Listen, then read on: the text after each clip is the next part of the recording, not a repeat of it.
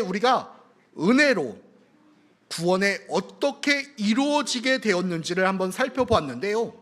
우리가 읽은 로마서 3장 23절에서 24절은 왜 하나님이 예수님을 보내주신 것이 은혜인가에 대해서 우리에게 설명하고 있습니다. 이 말은 다시 말하자면 왜 하나님은 우리를 구원하셨는가라는 것입니다. 먼저 성경은 하나님이 구원하시기 전 우리의 모습을 이렇게 설명하고 있는데 23절 말씀 우리 함께 읽어볼까요? 모든 사람이 죄를 범하였으되 하나님의 영광에 이르지 못하니. 아멘. 하나님의 은혜를 누리기 전에 사람들의 모습을 로마서는 정의하고 있는데 그것은 사람들이 죄로 인하여 하나님의 영광에 이르지 못했다라는 것이었습니다. 여기에서 사람들이 많이 헷갈리는 영역이 하나 있는데 죄와 죄악을 구분하지 못하는 거예요. 우리가 이런 이야기를 하면 세상 사람들은 이야기합니다. 갓난 아이들도 죄인인가? 이순신 장군도 죄인인가? 세종대왕도 죄인인가? 라는 질문이죠. 왜냐하면 우리가 죄와 죄악을 구별하지 못하기 때문입니다. 사실 구약과 신약에서 죄에 대한 다른 많은 단어들도 있지만 대표적으로 죄를 설명하실 때는 히브리어에서는 하타트라는 단어를 쓰고 헬라어에서는 하마르티아라는 단어를 많이 씁니다. 이 두 단어의 뜻은 관역을 벗어나다라는 뜻을 가지고 있죠. 이 하나님이라는 관역을 향하여 우리의 인생이 달려가고 있는데 그것을 하나님이 아닌 다른 곳으로 가는 것, 다른 곳으로 향해 가는 것, 이것을 죄다라고 성경은 정의하고 있습니다. 즉 하나님의 뜻과 기준이 벗어나는 그 모든 것들은 죄입니다. 때문에 하나님을 떠난 모든 인간은 다 죄를 갖게 돼요. 이미 우리는 아담과 하와가 선악을 알게 하는 나무를 따먹는 그 순간부터 우리의 삶에서는 하나님이 아닌 나를 바라보게 되었습니다. 하나님의 시선이 아닌 나의 시선으로 세상을 살아가게 되었어요. 그 결과 나의 삶은 더 이상 하나님이 주인 되시지 않았습니다. 인생의 주인공이 내가 됐던 것이죠. 하나님의 뜻은 상관하지 않았습니다. 내 생각을 이룰 수 있는 비전이 중요해졌거든요. 그것이 죄다라고 성경은 이야기해요. 그러면 죄악은 무엇이냐? 죄악은 죄를 가진 사람들이 행동하는 그 모든 행동을 죄악이라고 이야기합니다. 그렇기 때문에 갓난아기나 세종대왕이나 이순신 장군을 예를 드는 거겠지요. 자신들이 볼 때 막 태어난 아이와 이순신 장군이나 세종대왕은 아무런 죄악된 행동을 하지 않았는데 교회에서는 그들을 죄인이다라고 이야기하기 때문입니다. 그러나 그들의 행동에 죄악된 행동이 보이지 않는다고 할지라도 하나님을 벗어난 그 모든 사람들이 하는 행동은 죄악이고 죄다라고 이야기해요. 그렇기에 바울은 당당하게 이야기할 수 있는 것입니다. 모든 사람이 죄를 범하였다고요. 하나님의 은혜를 경험하지 아니하는 모든 사람들은 본질적으로 하나님을 자신의 주인으로 섬기며 살아갈 수가 없습니다. 그럼 하나님의 뜻을 이루지 않고 살아가면 되지 않느냐라고 질문하실 수도 있어요. 하나님을 벗어나서 살아가도 괜찮지 않냐라고 물어볼 수도 있습니다. 지금까지 우리가 하나님 없이 잘 살아와 갔는데 지금 굳이 내가 하나님과 함께 살아가야 되냐라고 되물어보실 수도 있습니다. 그런데 여기에서 우리가 한 가지 간과하고 있는 사실이 있는데 인간은 하나님의 형상으로 지음받았다라는 사실이죠. 창세기 1장 27절은 우리에게 이렇게 이야기합니다. 하나님이 자기 형상 곧 하나님의 형상대로 사람을 창조하시되 남자와 여자를 창조하시고, 하나님이 창조하신 사람은 하나님의 형상대로 창조되었습니다. 그리고 하나님의 형상대로 창조된 사람들의 목적이 있는데 그것이 바로 하나님의 통치 아래서 하나님의 영광을 드러내는 일이었습니다. 하나님은 이 모습을 보시면서 보시기에 심히 좋았다라고 말씀하셨지요. 문제는 이미 죄악에 죄인이 되어버린 사람은 하나님의 은혜를 경험하지 않으면 하나님의 영광에 도달할 수 있는 방법이 전혀 없었습니다.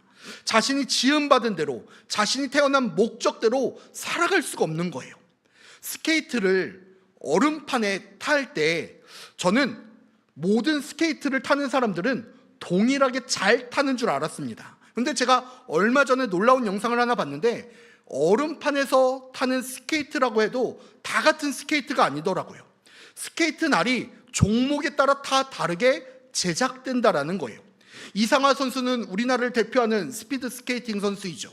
얼음판에서 평생을 살아왔던 사람이고 우리나라를 넘어 전 세계에서 얼음판에서는 가장 빨리 달리는 사람입니다. 그런데 피겨 스케이트 날에 있는 스케이트를 신으니까 전혀 얼음판 내서 맥을 추지 못하는 거예요.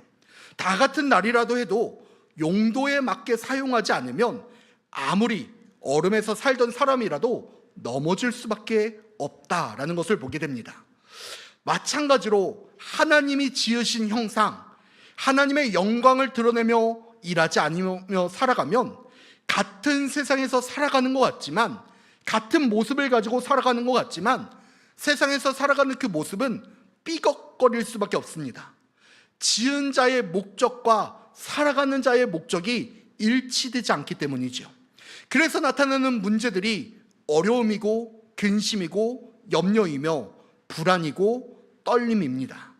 혹시 우리는 내가 하나님의 형상이라는 그 사실을 잊어버린 채 얼음판에서 날이 맞지 않는 스케이트를 신고 넘어질까 전전긍긍하며 살고 있지 아니한가 되돌아보게 됩니다. 그래서 사람들은 이 문제를 해결하기 위해서 어떻게든 노력해 보려고 했습니다. 우상을 열심히 만들어 보기도 했고 자신들의 그 지혜를 모아 바벨탑을 쌓기도 했습니다. 강한 사람 옆에 붙기도 했고 율법을 최선을 다해 지켜보기도 했습니다. 그러나 그 모든 것은 죄를 낳을 수밖에 없는 일이었습니다. 자신이 죄인이라는 것을 깨달을 수밖에 없었습니다. 인간 스스로 이 문제를 해결할 수 없었으니까요. 이 문제는 창조주 하나님이 해결하시지 않으면 도저히 풀리지 않는 문제였습니다. 이때 하나님이 예수 그리스도를 통하여 우리가 다시 하나님의 형상을 닮아갈 수 있도록, 우리가 하나님이 지으신 목적에 살아갈 수 있도록 우리에게 예수님을 보내주셨지요.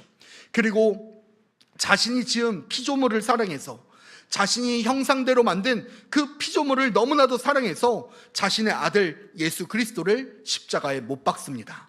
로마서 3장 24절은 이렇게 고백합니다. 우리 함께 고백할까요? 그리스도 예수 안에 있는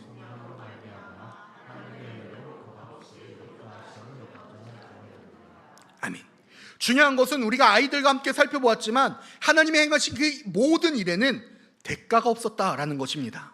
우리가 열심히 예배를 드린 대가로 하나님이 아들을 십자가에 못 박으신 것이 아니었습니다.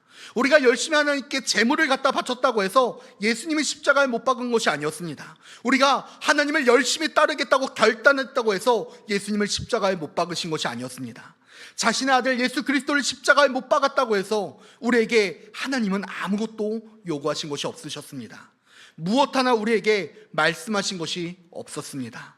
하나님은 우리가 하나님의 형상을 되찾는 그것, 우리가 하나님의 형상을 회복하는 그 모든 것, 우리가 하나님 앞에서 의롭다 여겨지는 그 모든 것은 그 아무런 대가 없이 진행되었습니다. 성경은 그 이유를 뭐라고 이야기하느냐? 단순히 하나님이 우리를 사랑하시기 때문이다 라고 고백하고 있어요. 제가 이것을 어디에서 경험했냐면요, 제가 예인이랑 선우를 보면서요, 예인이는 그냥 뱃속부터 저와 닮았습니다. 태어나서도 닮았어요. 그냥 저랑 똑같았습니다. 반면 선우는요, 처음 태어났을 때 잘 몰랐어요. 저와 닮지 않았거든요. 그러니까 제 자식인데도요 어색했어요. 낯설었어요. 애가 그거 한 2달 정도 친정에서 산후조리를 하고 돌아왔는데 더 어색해졌습니다. 뭔가 예인은 처음 만났을 때부터 내 딸이다 하면서 너무 기뻤는데 선우는 아니었어요. 그래서 선우한테도 미리 얘기하긴 했지만 어렸을 때 사실 예인이를 더 사랑했던 것 같아요. 물론 선우도 사랑하고 잘해주려고 했지만 정이 가는 건 예인이었습니다. 첫째라는 것도 있었겠지만 가장 큰 이유는 닮았기 때문이었을 거예요. 아내가 찍어준 예인이 어린 시절의 사진을 보게 되면 자는 모습도 저랑 똑같이 자는 것 같아요. 지금 예인이를 보면 가르쳐주지 않아도 말해주지 않아도 그냥 제 초등학교 시절에 제가 했던 행동, 모습들이 나타날 때가 있습니다. 그래서 그냥 정이 가요. 저는요 산후조리원에서도 울었습니다. 왜 울었는지 들으신 분들도 계시겠지만 이렇게 사랑스러운 예인이가 어느 남자와 결혼한다? 와, 너무 충격인 거예요. 그래서 태어난 지 이틀 만에 거기에서 펑펑 울었어요. 근데 만약 예인이가요 제가 그 누구보다 사랑하는 이 예인이가 사회적으로 심각한 죄를 지었습니다. 그래서 누구도 변호해주는 사람이 없고 편드는 주는 사람이 없는 그 어둠이 가득한 곳에 떨어졌다 생각해 볼게요. 그러면 예인이 편은 누가 들어줄까요? 비록 죄로 인하여 사회적 형벌은 받겠지만 그 마음을 누가 위로해주고 그 옆에 끝까지 누가 있어줄까요? 저는 제 자신의 모든 것을 내려놓더라도 그 옆에 있어줄 거예요. 예인은 저에게 하나밖에 없는 딸이니까요. 하나님이 왜 우리를 사랑하시는가? 하나님이 왜 우리에게 아무런 대가도 없이 예수 그리스도를 십자가에서 못 박으셨는가? 왜 하나님은 우리를 구원하고자 하셨는가? 여러 가지 신학적 논의가 있을 겁니다. 하지만 중요한 것은 우리가 하나님의 형상대로 지음받았기 때문이다 라고 성경은 이야기해요. 우리가 하나님께서 우리를 형상대로 지으셨기 때문에, 그래서 하나님은 그냥 우리를 보시면서 사랑해 주세요. 그냥 우리를 생각하시면서 좋아하시고요. 하나님이 우리를 사랑하시고 좋아하시는 이유는 딱히 없습니다. 우리가 하나님의 형상이니까요. 때문에 하나님의 형상을 닮은 우리가 죄에 머물면서 사망의 길을 가는 것 하나님이 가장 슬퍼하시죠. 안타까워하시고요, 어떻게 해서든 마음을 내려고 노력하십니다. 그래서 보내신 것이 예수님이셨죠. 아무런 대가도 없이 예수님을 보내시고 우리의 죄를 짊어지게 하셨어요. 결국 우리의 죄를 사해 주시기 위하여 예수님을 십자가에 못 박으셨습니다. 자신의 형상을 닮은, 그래서 그 죄로 인하여 멀리 떨어져 버린 이 피조물을 살리기 위하여 예수님을 보내셨던 거예요. 아무런 대가도 없이 우리를 십자가를 통해서 구원하시려고요. 왜냐? 사랑하셨으니까요. 성경은 이것을 은혜라고 부르더라고요. 은혜는 받을 자격 없는 자가 하나님이 주시는 선물을 받았다라는 겁니다. 그렇기 때문에 은혜는 우리가 구원받은 원인이지 우리가 어떠한 수고와 땀 흘림의 열심에 대한 결과가 아닙니다. 은혜는 우리가 그저 하나님이 우리를 사랑하시기에 베푸신 선물이기 때문이에요. 그렇기에 은혜는 어떻게 하느냐? 우리 한번 따라하실까요? 누려야 합니다. 하나님이 주신 선물은 당연히 누려야 합니다. 두 번째로 기뻐해야 합니다. 어린아이들이 선물을 받았을 때 기뻐하듯이 우린 구원에 기뻐해야 합니다. 마지막 세 번째로요, 따라하실까요? 믿어야 합니다. 이 선물이 나를 위한 선물이라는 사실을 믿고 소유해야 합니다.